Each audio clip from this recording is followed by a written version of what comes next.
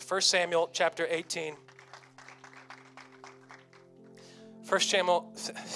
Maybe I should speak today. 1 Samuel chapter 18, verses 1 through 9, in the name of the Lord. Okay, verses 1. Now when so we're talking about Jonathan, Saul's son, who was, they had a bromance. They were best buddies with David. So Saul is talking with his son here. And Samuel the prophet is relaying this scripturally. Now when he had finished speaking to Saul, the soul of Jonathan was knit to the soul of David. And Jonathan loved him as his own soul. Jonathan loved David like he'd give his life for him. They're best friends, best buddies. They're like blood brothers. You know, remember the old like pinky thing, blood covenant? I don't know what kids did. Blood brothers. So Saul, his dad, took him that day. Saul was king, and took him that day and would not let him go home to his father's house anymore. And then Jonathan and David made a covenant together because he loved him as his own. So he made a covenant or contract or agreement with David. And it says, so Jonathan's part of the kingship here. And it says Jonathan took off his robe. It's like royalty. And that was on him, and he gave it to David. And with his armor, he took it off, and his sword and his belt, and he gave him all his stuff. That was a sign that he was delegating who would be next. Guess who didn't like that? Saul, because he was the man. And here his own son is prophetically proclaiming the new king, David, though he was yet proclaimed by the world. You know you can be proclaimed by God to be something even though the world is still catching up to find out later. You know, everything good you ever turned out to do in your life, God was already planning for it to work out that way before the world gave you credibility for it. Can I just preach to that? It'll always be that way. So if you wait on them, that's coming. I can't get ahead of my sermon here. If you wait on them, they'll never give you what you need to fulfill what God has called you to fulfill. So anyway, verse 4, it says, Jonathan took off his robe. He gave him all his stuff. So David went out wherever Saul sent him, because he worked for Saul in the army, and he behaved wisely. He did what Saul said, and Saul set him over the men of war. And he was accepted in the sight of all the people and also in the sight of Saul's servants. Now it happened, I hope I don't mess this up. I got to focus. Now it happened as they were coming home, when David was returning from the slaughter of the Philistine, that the women had come out, all the cities of Israel, singing and dancing. I say rapping. I don't know why. I'm from Chesterfield, but I like rap, and I don't know. I'm a gangster. And with Saul, tambourines, with joy and musical instruments. And it says, so the women sang as they danced, and they said, Saul has slain his thousands, and David his 10,000s. Didn't you know that? Well, guys, come on. You're looking at me deer in headlights. That's what they did. Saul has slain his thousands, and David slain 10,000s. Okay, I don't know that's what they did. It just was cool. And that's just what I heard in my brain, because I heard it that way. And obviously, if you hear it some way, it's the way it should be. It doesn't matter if it's true. It's whatever you want. Just kidding. You want to make it what it is, not what it feels like it should be. Anyway, they were bragging about all the thousands that David had took out, and Saul had only taken out a few thousand. David had taken out 10,000s and 10,000s, Jen. So this was not settling well as Saul heard it, because in verse 8, he says, then Saul was very angry, and the saying displeased him. And he said, they have ascribed to David 10,000s, and to me they have ascribed only thousands. Now what more can he have but the kingdom? That's all it left. You know, he just spoke it into existence. He just claimed it right there. Well, what more is there left for David to take except my kingdom? As Samuel was predicting as well. Remember, Samuel was the one who anointed the youngest and most good-looking and, what do they say, rudder? He was ruddy. Yeah, ruddy. See, my grammar. Thank you, Allison. He was so ruddy and good-looking. Remember, this is the one that Samuel also professed to Jesse, who would be king, when he was just a little sheep slayer, sheep herder.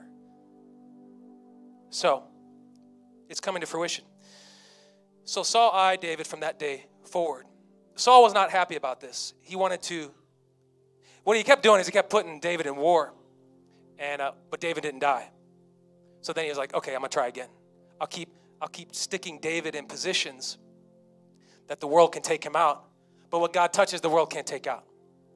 It can't take out a calling. It can't take out an anointing on the youngest of Jesse, because God called him to be king. and I'll get to why in a minute. The title of this message is Comparison Crossroads.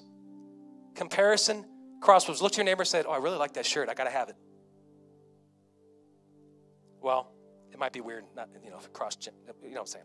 I really like that shirt. I got to have it. Comparison Crossroads. We compare, right? Like, is it normal? Did anybody else compare in here when they do things? They compare. I'm getting some heads. That's good. Okay, we got some double hand emojis. I like it. Do we do emojis in church? Man, I'm stuck in social media. Everything's emojis. Brain fried. I see this. It's bad when you start speaking in emojis, Christine. That's a lot of emojiing. Anyway, we live in this culture of comparison, and it's normal. It's normal. But is it good? Well, it depends. See, I think it's fair to say we live in a competitive culture. Yeah, we do. And there is a pace to it you have to keep, to maintain, to compete, sustain, survive. You have to keep a pace with the culture. They call it the rat race. The pace at which we're willing to work in a job, the pace at which we're willing to work hard in school, how we treat people, etc. Comparison is a natural point of reference we live by, gauge our progress as human beings by. It's natural. But however, there's a difference between being a reference and being the reason. There's a difference between being a reference of comparison and being the reason to do something. Our direction is two different things depending on which one of those we're applying to our comparison. And one can be healthy and one can be toxic poison. Because we live in this type of world, it's more crucial that we pay attention to our motives behind our comparison. Because if our motive becomes wrong, we can start walking down the wrong path because of comparison. So my question today is, are you living based on the worth that someone else has determined for you or by the purpose God has instilled in your life? Are you comparing to them and that's your point of reference to do anything in your day? Or you're not worried about them, or maybe they got a good reference. I want to be like them. That's cool. I like that. But I got a plan with God. I got that. Like, which one are you? And the difference is really like, this is a two-way conversation. There's the people who are envious of the others in comparison, and then there's the people who like to put it out so they can be compared to, because it's really a self thing. Okay? So there's motivation, and then there's manipulation. There's motivated, and there's manipulative. There's a difference. Manipulative is like, I'm going to finagle a way to present a certain thing so that you think different of me than what's true. Like when I show all the photos of church, but I don't show the empty seats, It's all about, it's a joke, guys. It's a joke. That's different. It's for the Lord. That's to motivate people. But healthy competition is a good thing. And it feels creative. They call it springboarding. When you want to grow something, you want good people around you, and you want to springboard ideas. That's how you create new ideas. There's no bad ideas except the ones that nobody ever mentions. So failure is not really a thing unless nobody talks and nobody listens. So that's a good thing. And there's a good competitive thing you can create there that's motivating to aspire to be anything. And that's what you want. Iron sharpens iron. That's what you want. But Saul didn't see it like that. Saul, and so many other people in the Bible, the Jews didn't see it that way with Jesus. They saw him as a threat. They saw him as a threat to their establishment. The Romans saw it as a threat to their kingdom and their ruling, their law, their everything. They were worried about the government situation because of Jesus. They weren't really thinking spiritually. They were thinking selfishly. And so just like, and this is even part of the scripture, but just like the way they manipulated Christ into condemnation for death, so is Saul now trying to manipulate David into condemnation for death when David has done nothing but be completely loyal to Saul. So that's not right. That's not fair. And today, that world is called social media. Who's on social media? Do I have more than 4 limbs? It's a necessary evil, right? It's a good and a bad thing. It depends. It depends what it's being used for, how it's being used. It can build great awareness. It can be a great source of news and truth sometimes. Truth. Clint, I know you're liking that one. Clint's my man there. We can share our family photos on our trip after we put the nice filter on them because we want them to think the water is extra blue, even though it was the Lake of the Ozarks. We didn't know that the Lake of the Ozarks, Jen, could look like the Bahamas. Thank you, Instagram, for your filters because we're keeping it real. We're keeping it real, Ben. We keep it real. Michelle, I didn't like the 12 pictures we took of me, you, and the kids because I didn't like that side of my face. Can we switch it to this one, even though none of you are smiling, but I look okay in that one? Let's share that one. I'm the pastor. It's a joke. It's a joke, people. But you know what I'm saying? Like, it's not even intentional. But after a while, it can grow this self-manipulative habit of trying to draw something up because really we're lacking something here. We feel threatened in some way. And is it, not always, but is it a comparison sometimes? I would say so. I mean, social media is comparison. It's what it is. So you have to be careful. I study and watch every preacher, every pastor, every church. And if I'm not careful, oh, well, they got a new building and they're only so and they got this and they got, I can get like that. I'm like, well, it's not how it works. It's not how it works. Discover God's perfect plan for you. Saul, come to church. Discover God's perfect plan for you, Saul. Quit worrying about David. You know? And so, I mean, I've done it. I think everybody does it. Like my flesh says, well, it's not fair. It's not right. But then God speaks and says, it's not about you. It's not about what you think. It's about what I ordained to be your purpose, to be fulfilled. And that's all that really matters because that's what you want to happen because that's actually what's best for you. Even though you think the thing quicker is good for you and you think if you have what they have, you'll be happier, but you won't. That takes time to figure that out, and you still fall for that trap. I remember me and Michelle, when we weren't even married yet, and we went down to the lake one time. We used to go with my mom and dad, and they were building these houses off Highway 70. Now it's just blown up. But back then, Clint, there was nothing. And they're building these new homes off Highway 70, kind of like Wentzville, Wright City. And I remember driving back, or maybe it was on the way there, and we drove in. We weren't engaged or anything. Maybe we were engaged. And there was this little neighborhood, brand new houses. And when we saw the houses, we drove in there, and we're like, man, can you imagine what it'd be like to have a house like that? Like, I mean, they were teeny tiny, but brand new, perfect. Teeny's good, less to take care of. They were teeny tiny, perfect. Like they were amazing to us. What we didn't do is go, well, somebody else is getting that.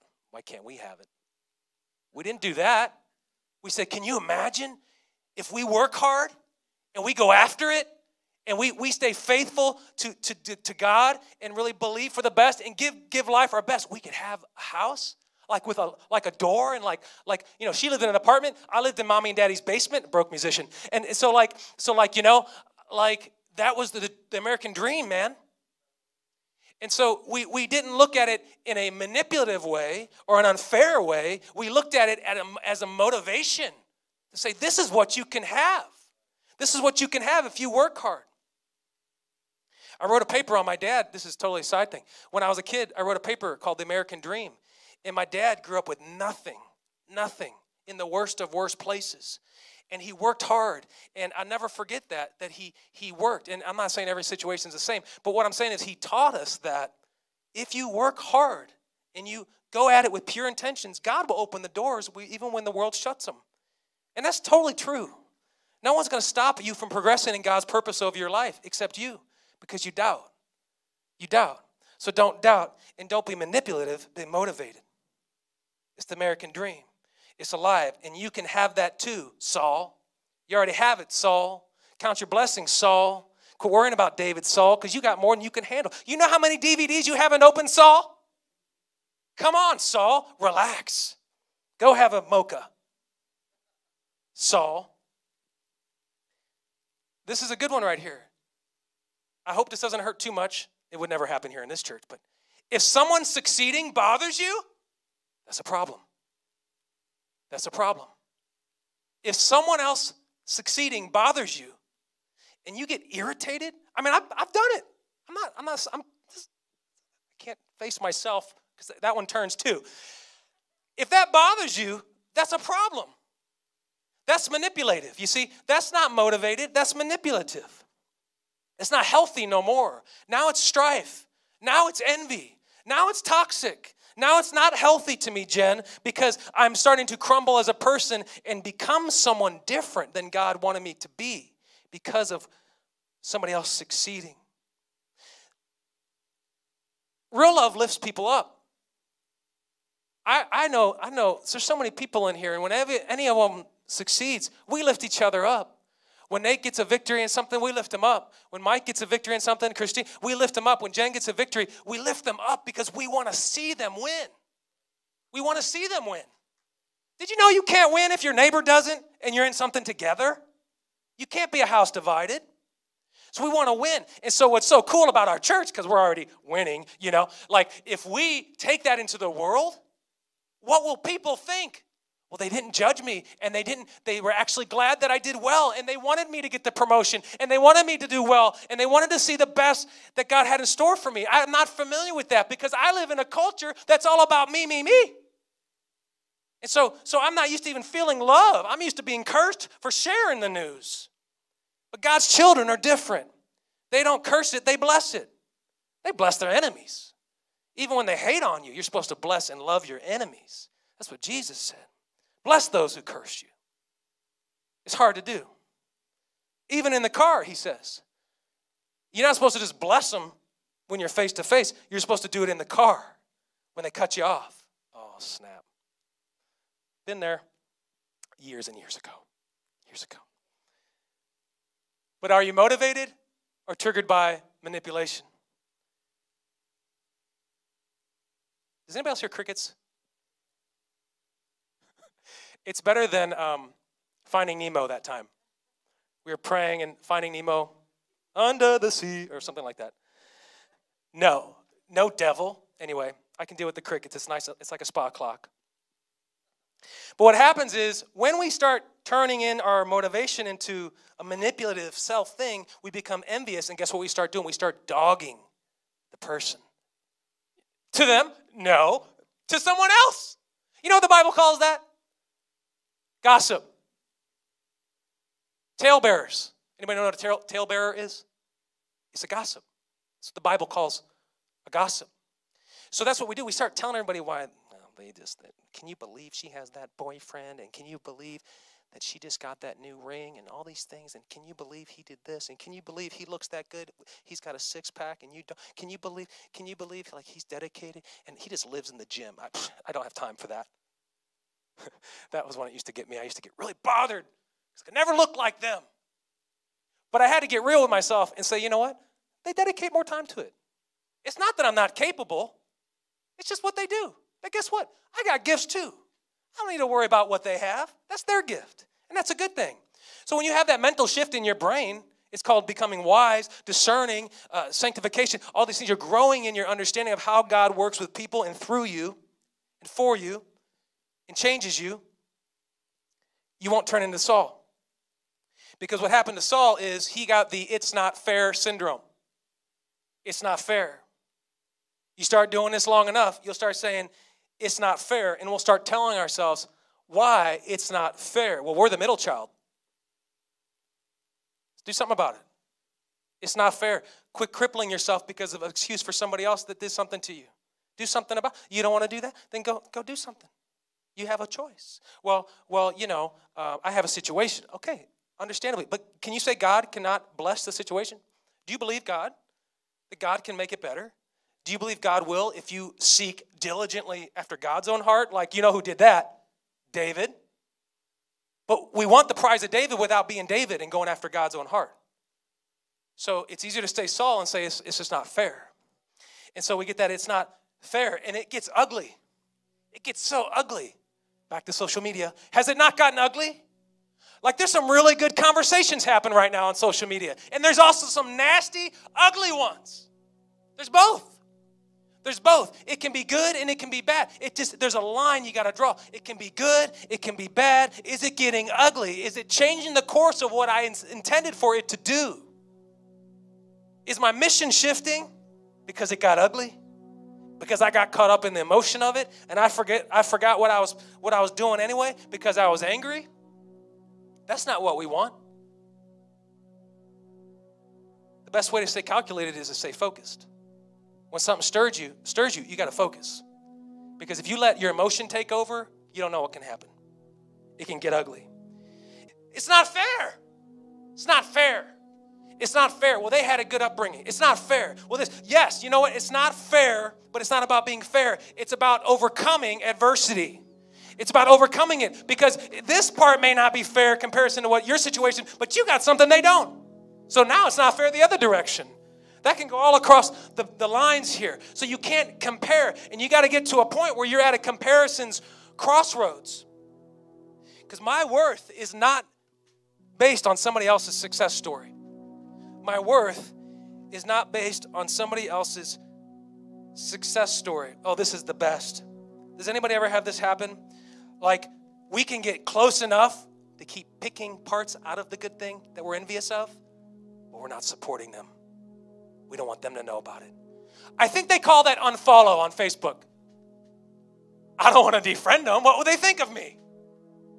But I don't want to see what they're doing. And if I do, I can just creep over there. Why does Pastor Jeff sound like so experienced in this subject?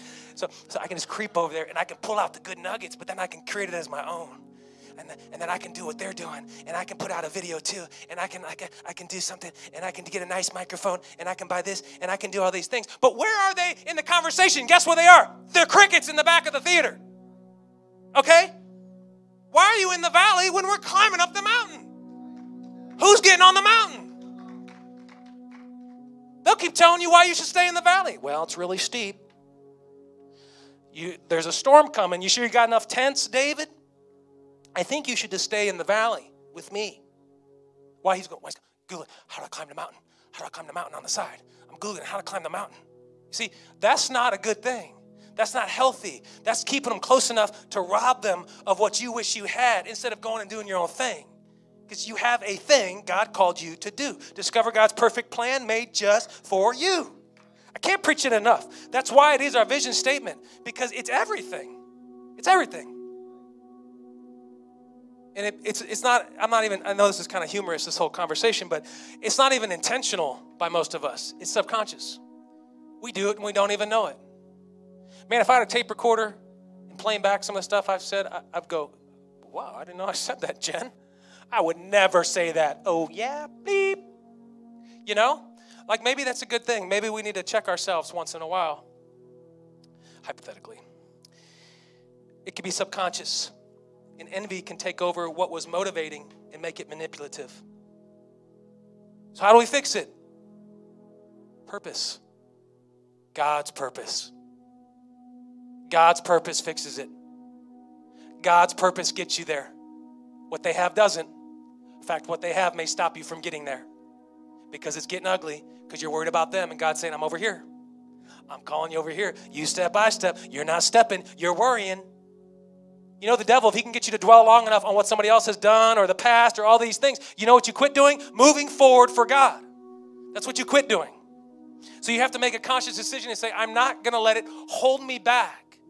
It's foolishness. I'm not going to believe the lies of the enemy. I'm going to go after what God has. And anybody that blesses my brethren or my sisters, my sistren, is that a word? My brothers and sisters in the Lord, I'm going to lift them up because I'm at a comparison crossroads. I'm at a comparison crossroads, and purpose gets you there. See you at the crossroads so you won't be lonely. See, anybody? See you at the crossroads so you won't be lonely. You know the next line? And I'm going to miss everybody, and I'm going to miss everybody. Anybody know? Bone Thugs, guys, come on. I mean, what is going on? I'm going to miss everybody because I'm not going to be worried about y'all because I'm following God. And that's how we all should be, at the comparison crossroads. I'm going to miss everybody unless you're with me because I'm not going to worry about you. I'm not going to worry about you. I'm not going to worry about it. That's a revelation God has to give you because, man, it makes you ugly. You don't even know it. It can make us ugly. Purpose gets you there. I've hit a crossroads. Fruit comes from God's purpose, not from stealing fruit out of another garden. That's how fruit comes. If y'all could stand this morning as we close. I was designed to be fruitful, but based on God's plan over my life. Remember, he says he's the vine, we are the branches. Like if we're not in the tree, we won't produce fruit. will wither and die. Branches cast aside. So we have to be in something that produces fruit to produce fruit. And if we're trying to pluck it off of another tree, we're not in that root, okay? So we'll never produce fruit that lasts, that's robbed from someone else's tree. We'll never do it. And Saul was trying to end a mission that God created. So he was a fool. And we know what happened. We know what happened. He had a purpose, and you have a purpose. So quit worrying about the others. Quit worrying about, well, what if I don't get this by the time I'm 30? What if I don't have this many kids by the time I'm such and such? What if my wife don't say these things to me? And then you start preaching to yourself completely made up scenarios because it's not exactly what you said it should be. And that's not actually what it even was, but your mind can twist it. You know, like, why do I have to be fulfilled by somebody else? You don't, because you won't.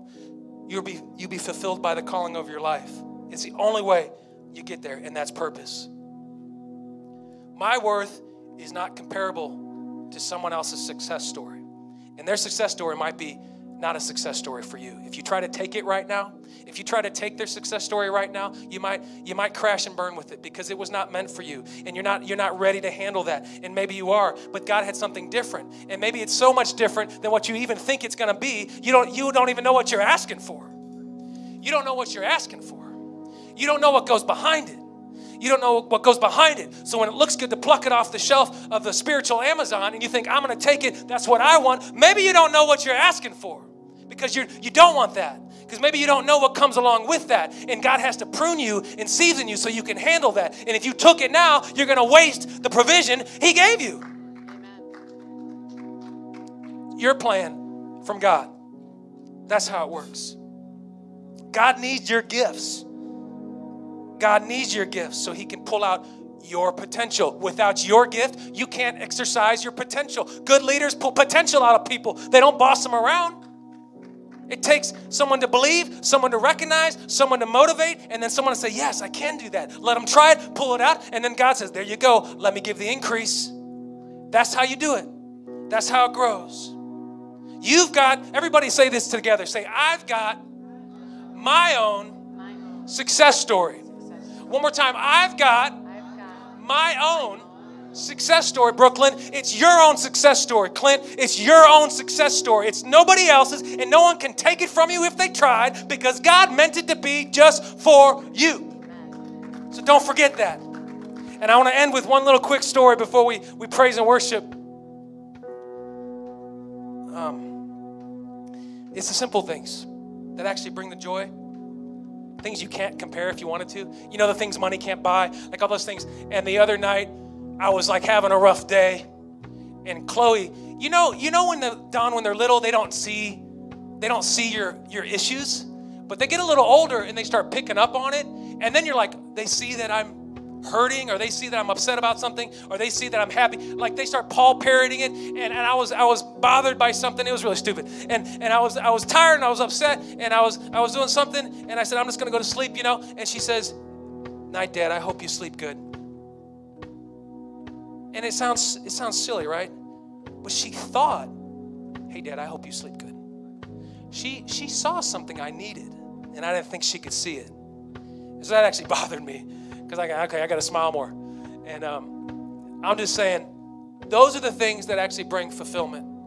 Not the things you compare that somebody else has on social media or on the surface. Because that's surface level stuff that has no root to begin with. The real thing is in the dirt with the people that you're walking through the trenches with.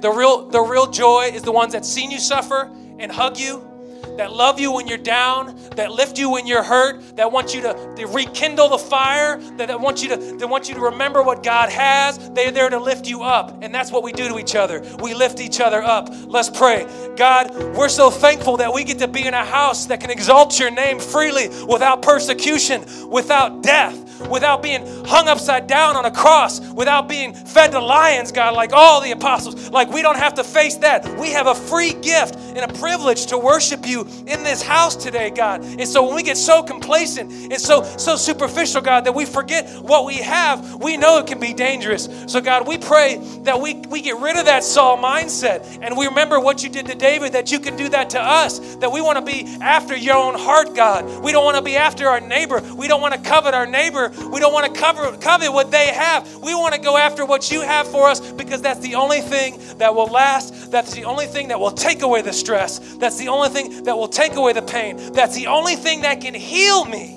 And so, God, we ask for conscious reminder as your church so that we can witness this right to the world, so that our children's children don't go, well, they said it wrong, and so now I'm damaged. Let us speak it right, God. Let us speak it anointed, God. Let us speak it according to your word and nothing else, because if we are to pass it along wrong, God, we corrupt the next generation, and I can't live like that, and we can't live like that, God. So keep us straight. Make us corrected when we need it. Let us be open to criticism when it comes from you, because that's how we get better. And if the house of God could say, in Jesus' name, amen.